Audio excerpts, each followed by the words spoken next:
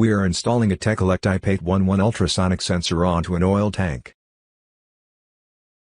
The 811 sensor incorporates a 2-inch, 1 3/4 inch and 1 1/2 inch NPT or BSP size threads.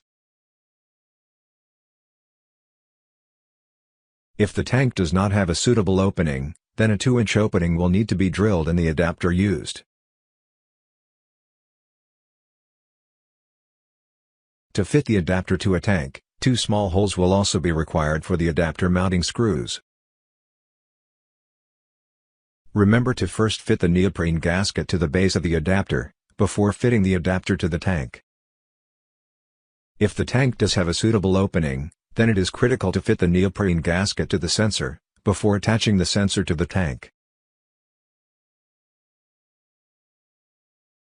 Hand tighten the sensor to compress the gasket by 50% maximum. Do not over-tighten the sensor,